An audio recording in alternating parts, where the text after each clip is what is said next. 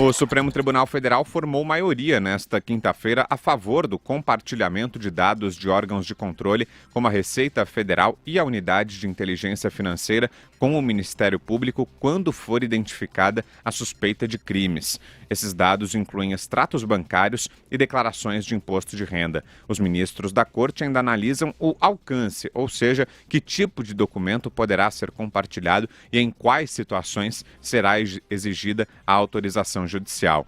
A maioria foi alcançada já no primeiro voto manifestado nesta quinta pela ministra Carmen Lúcia. Em um voto rápido, o ministro Ricardo Lewandowski também seguiu a maioria e reconheceu a validade constitucional da obtenção de informações relativas a movimentações financeiras de contribuintes. Diga, Vera. Pois é, até o Lewandowski, né? Então, um placar aí maiúsculo, majoritário, em favor do compartilhamento de informações. E o que isso nos mostra? E o que é legal a gente discutir com o nosso ouvinte, o nosso internauta, a partir dessa decisão que vai se formando no Supremo Tribunal Federal? Que, às vezes, as instituições, mesmo aquelas que apresentam problemas, e o Supremo é uma que a gente vem discutindo aí, pelas suas decisões contraditórias, muitas vezes controversas dos últimos meses, elas têm ali o caráter, o condão de formar maiorias muitas vezes inesperadas e tomar decisões muitas vezes fora daquilo que se podia prever, né? O que o histórico recente do Supremo mostrava? Uma tendência a se formar maiorias e a se tomar decisões contra a investigação, contra a mudança aí de paradigmas da sociedade, rumo a uma maior fiscalização, menor impunidade. A liminar do Toffoli ia nessa linha, o inquérito que pode tudo do Supremo ia nessa linha, a decisão sobre segunda instância vai nessa linha e também a decisão de rever sentenças da Lava Jato, porque réus delatados não se manifestaram depois de delatores, também parecia ir nessa linha. Mas aí o que acontece? Vai a maioria da corte e se opõe ao presidente, mostrando que nem ele pode tudo, que nem ele tem a última palavra e que numa instituição colegiada como é o Supremo, a maioria forma ali a convicção e define os rumos. Isso é muito bonito da democracia. E isso não é uma coisa utópica, ilusória ou naive. É uma coisa que se constrói com pactos sociais, com leis, com a Constituição, com a definição de separação de poderes, com a definição de um sistema de pesos e contrapesos que define o que é o Estado democrático, em que nem todo mundo pode tudo a todo tempo. Então, eu acho que neste caso, vai se criando aí uma lição para a sociedade entender melhor o Supremo e para o próprio Supremo entender que ele também não pode tudo. Para o presidente Dias Toffoli, acho que é um aprendizado importante, né? Ele viu que deu uma liminar em que ele foi além do que deveria ter ido, além do que poderia ter ido e ficou sozinho até com os seus companheiros normais ali, aqueles que fecham com ele normalmente. Então isso vai fazer com que o próprio Supremo recue algumas casas, a meu ver, no seu ímpeto, na sua deliberação de mostrar aos outros poderes que pode mais, nessa sua ideia de que ele tem instrumentos para fazer valer a sua vontade acima do legislativo, acima do executivo, muitas vezes acima da Lava Jato. Então, eu acho importante, assim como aquela decisão de ontem do TRF4, pela condenação do Lula, firme ali, reafirmando os procedimentos da Lava Jato, reafirmando as condutas dos seus agentes, mostrando que aquilo se deu dentro de uma previsibilidade processual, dentro de requisitos legais e a partir de provas fáticas do processo, isso também faz um contraponto virtuoso às recentes decisões do Supremo. Mostra que a Justiça tem outras instâncias e que elas estão igualmente empoderadas de maneira a fazer valer a sua vontade e que uma condenação em segunda instância pela segunda vez do Lula não vai ser algo fácil de ignorar quando chegar no Supremo. Não vai ser algo fácil de anular. Você não pode anular uma decisão por um motivo, anular outra por outro, porque isso vai fazer a sociedade ver que existe algo para além da justiça. Então, isso reforça a minha crença nas instituições, pode ser uma crença um pouco ingênua, pode ser uma crença um pouco sem fundamentação nos fatos recentes, mas eu acho que as sociedades evoluem dessa maneira. Elas dão um passo para trás, muitas vezes dão 2 para frente, dão 2 para trás, dão 3 para frente, mas eu espero que a gente continue no sentido da evolução civilizatória, de marcos legais, institucional, de convivência, política. Tem uma série aí de marcos civilizatórios que a gente precisa cumprir, que eu espero que a gente cumpra, dos quais eu vou estar sempre do lado, aos quais eu vou estar sempre atenta, e que quando a gente tiver demonstrações de que eles estão sendo respeitados, eu acho que a gente tem de louvar. Fala, Josias. A montanha do Supremo Tribunal Federal pariu o óbvio. A maioria dos ministros reconhece que os órgãos de controle foram criados para controlar. Sempre que submetidos a indícios de crimes, esses órgãos têm a obrigação de compartilhar os dados com as autoridades encarregadas de investigar e denunciar criminosos. Dizia-se que o Supremo cogitou restringir o compartilhamento de informações sigilosas para proteger o cidadão. Proteção do cidadão tornou-se um luxuoso eufemismo para conversa fiada.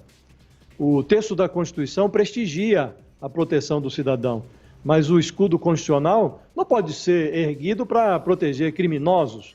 E quem está submetido ao crivo da Receita Federal em investigações fiscais ou com informações nos arquivos do antigo COAF, não é gente honesta, é gente que está sob suspeição de ter cometido delito. Num país como o Brasil, em que a corrupção se tornou epidêmica, não é possível que você restrinja a atividade fim dos órgãos de controle. O resultado do julgamento do Supremo precisa produzir ainda consequências. A primeira consequência, inquestionável, é o reconhecimento de que o Dias Toffoli, presidente do Supremo, fez uma lambança quando ele congelou há 4 meses a investigação contra o Flávio Bolsonaro e outros 935 inquéritos. Ele foi muito além da liminar pró-Flávio Bolsonaro.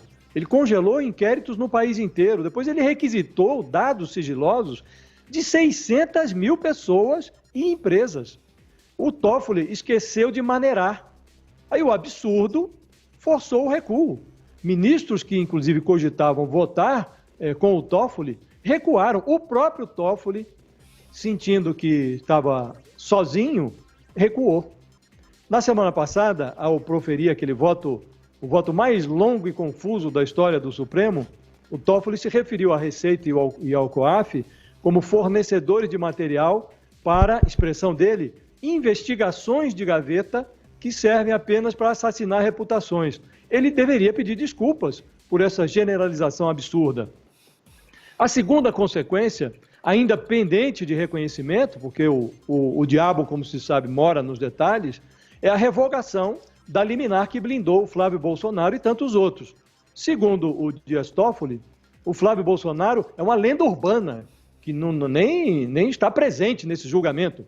No Supremo, nada significa tudo, é sinônimo de tudo. Então, Flávio Bolsonaro não tem nada a ver com esse julgamento, é uma lenda urbana. Agora, é preciso definir qual é a extensão dessa decisão que está sendo tomada pelo Supremo, em que extensão os órgãos de controle poderão compartilhar as informações. Já tem ministro ali dizendo, o Ministério Público pode receber, mas não pode requisitar informações. Isso é conversa fiada, pode tudo. Pela lei, pode tudo, pode receber e, evidentemente, se há uma dúvida, precisa de um detalhe adicional, pode sim requisitar informações, desde que essas informações estejam disponíveis ali no arquivo do COAF, do antigo COAF. Então, é preciso levantar essa blindagem que foi oferecida ao Flávio Bolsonaro e o 01 tem que abandonar o cinismo das firulas jurídicas e passa da hora de levar meio quilo de explicações à balança da justiça. Fala, Constantino. Nós já tratamos desse tema aqui, então eu não quero me alongar muito na decisão em si. Falando brevemente dela, né, é surpreendente que o Toffoli tenha ficado isolado, porém muito positivo, porque mostra realmente que o bom senso, nesse caso específico, prevaleceu e o Toffoli abusou, né, ele ultrapassou qualquer limite do razoável, tanto que ele mesmo reverteu parte da decisão anterior dele. Né? Vamos lembrar que não se trata de quebra de sigilo, não se trata de um Estado inquisidor que pode simplesmente perseguir indivíduos aleatoriamente ou de forma seletiva, o que é pior ainda. Isso se trata de mecanismos e instrumentos que o mundo inteiro tem para detectar de forma automática anomalias e, com isso, municiar os órgãos responsáveis por denúncias. Isso são órgãos de controle, então todos os ministros praticamente entenderam a função básica e fundamental disso para o combate à corrupção, para o Brasil permanecer no rol dos países considerados minimamente sérios em relação a isso, entenderam que isso não fere as garantias individuais, que de fato precisam ser protegidas. Não estamos falando aqui do Estado selecionar A, B ou C, ir lá e quebrar todas as informações possíveis porque não gosta de fulano ou cicrano. Se fosse isso, seria algo típico de um Estado totalitário. Não é disso que se trata e nunca foi. E nunca foi. Falamos disso várias vezes. Pegou muito mal para o Dias Toffoli. Essa história toda pegou muito mal.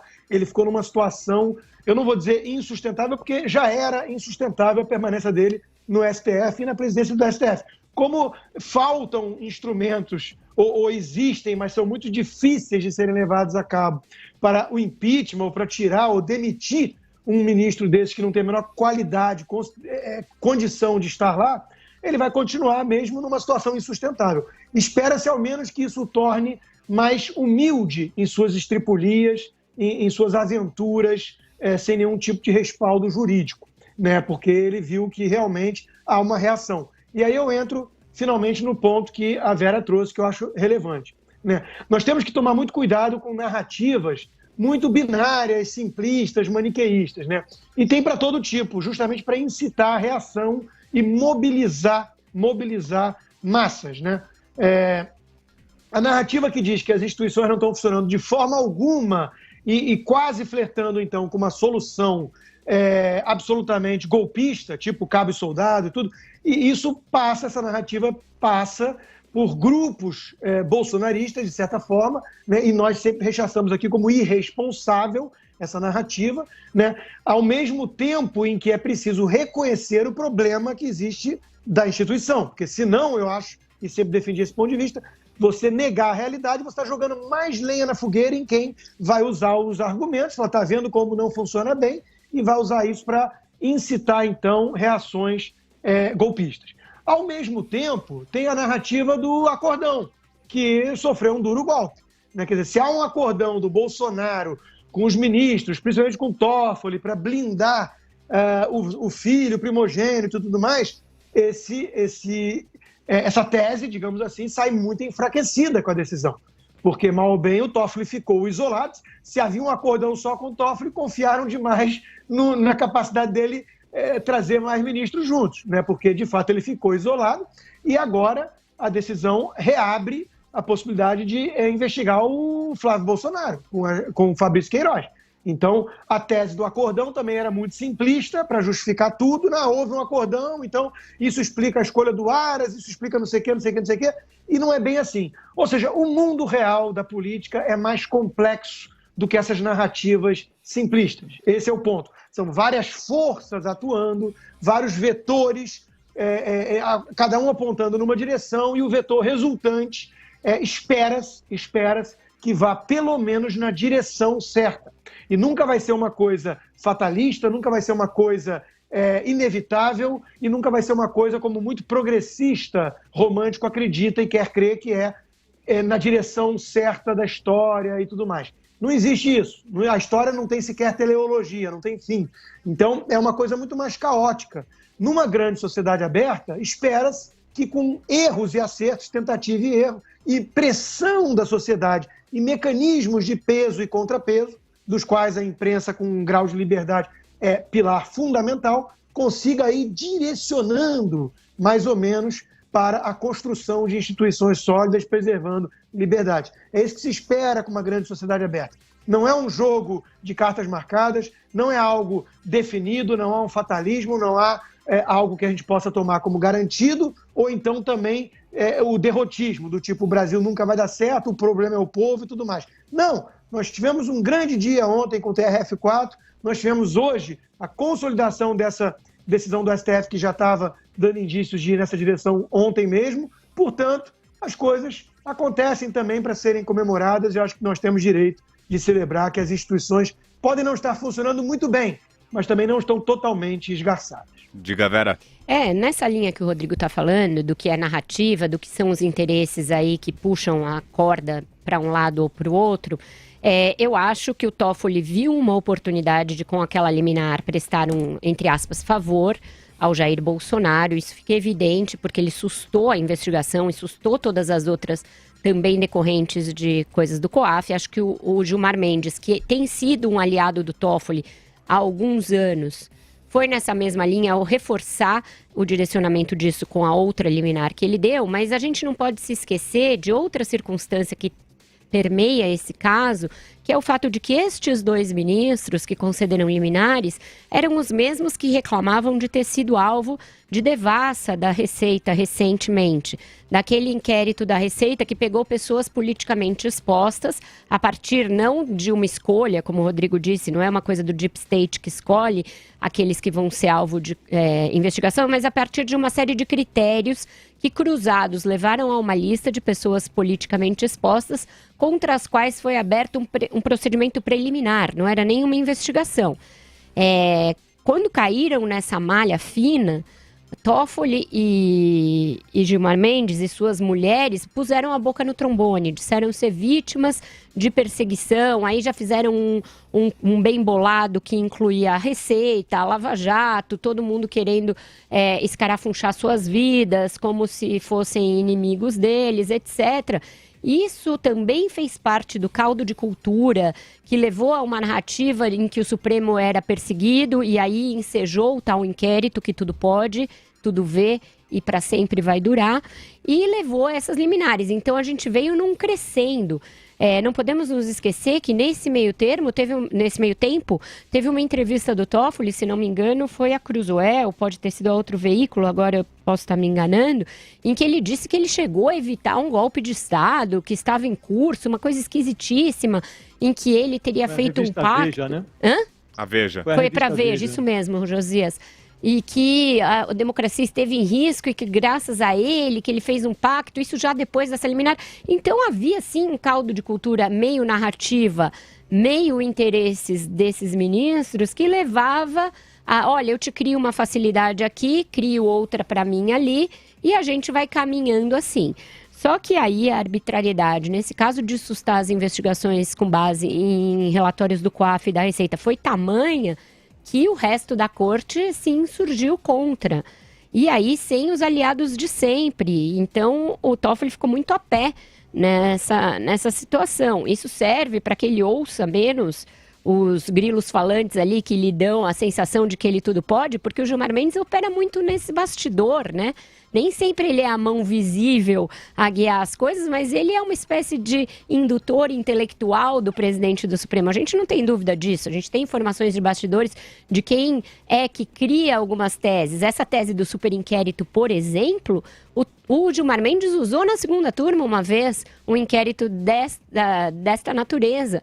E ele serviu de uma espécie de piloto para o inquérito que o Toffoli determinou depois. E aí nem o relator do superinquérito, Alexandre de Moraes, ficou do lado do Toffoli agora.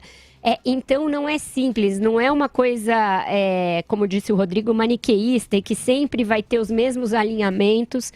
Eu disse isso aqui no início desse julgamento, falei, olha, a gente não pode esperar neste caso os mesmos alinhamentos que valeram para o caso da segunda instância, por exemplo.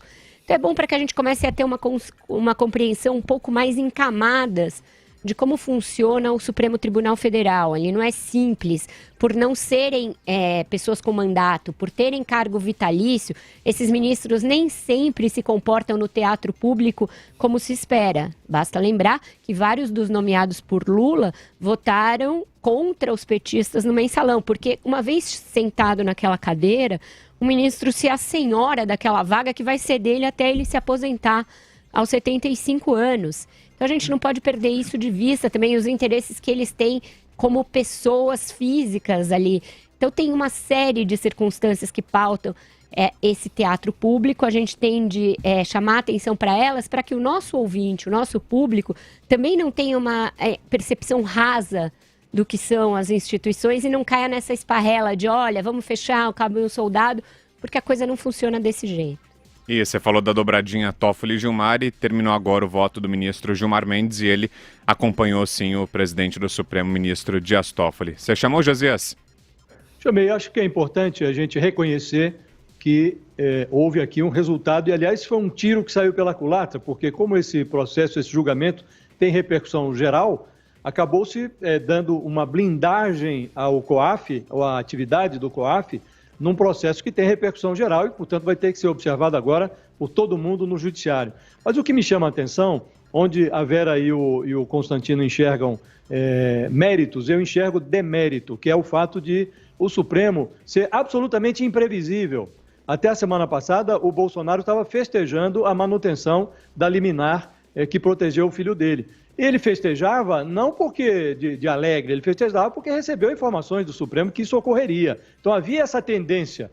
E houve um desembarque, porque o Toffoli exagerou. Então, o que me incomoda no Supremo é a imprevisibilidade, é a falta de segurança jurídica, o simples fato de terem enfiado o COAF num processo que dizia respeito apenas à Receita Federal, o fato de ter requisitado informações de 600 mil pessoas e empresas, o fato de ter blindado o filho do presidente da República com 2 liminares, tudo isso é um absurdo tão grande que quando o absurdo sai de cena, a gente se sente aliviado. Mas eu acho que é importante realçar o absurdo. E eu não estou tão otimista quanto ao fato de que não ocorrerão novos absurdos. O Toffoli será presidente do Supremo até setembro do ano que vem.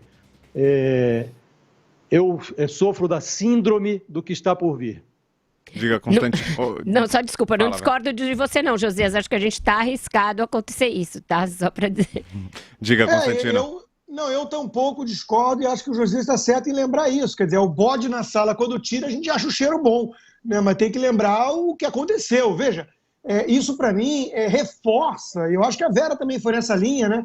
Reforça justamente aquela expressão que eu repito sempre aqui, né? O preço da liberdade é eterna vigilância. Ou então a outra expressão que eu gosto, que cochilou, o cachimbo cai. Quer dizer, sem essa vigília, que tem muito papel da imprensa, inclusive, a imprensa que é demonizada e tem viés, na minha opinião, e erra muito, mas faz um papel crucial para a democracia, que é exatamente isso, jogar esses holofotes nessas questões sombrias e, com isso, com essa luz que vem, há uma pressão da sociedade para que, pelo menos, eles se sintam intimidados a exagerar na dose, né? Então, é fundamental exercer pressão. Quanto à questão do Flávio Bolsonaro, só para lembrar uma coisa que foi uma crítica muito comum à época, né? Quando saiu essa história toda do Fabrício Queiroz, saiu junto um monte de nomes. Não foi algo assim, o COAF detectou e foi atrás do Flávio. Foi um monte de anomalias, inclusive a dele sequer era maior. Tinha lá de um petista que era, acho que 50 milhões de transações esquisitas. Então, a dele era 1,2 milhão. Então, era uma coisa menor e na época eu lembro de muita gente cobrando isso. Ah, por quê? Vamos falar dele e não dos outros. Aí entra uma compreensão ruim do público bolsonarista de não entender o seguinte: primeiro, ele é filho do presidente, senador da República. Segundo, ele venceu, junto com todo o bolsonarismo, com uma narrativa muito forte na questão de intransigência com desvios éticos. Então é óbvio que ele vai ser mais cobrado por isso. É óbvio que ele deve mais explicações. E aí adiciona a pitada de que boa parte da imprensa tem mesmo uma certa má vontade, né, ideológica com o bolsonarismo. É óbvio que é um prato cheio, né? É óbvio que vão focar mais nele, mas isso não quer dizer que ele foi perseguido. O COAF detectou anomalias em vários casos, ele foi um dos casos. Recebeu mais destaque na mídia? Sim, pelos fatores que eu já elenquei. Diga, Vera. Eu queria só fazer aí uma digressão para chegar nesse ponto do Josias, né, sobre os retrocessos e os avanços de instituições como o Supremo.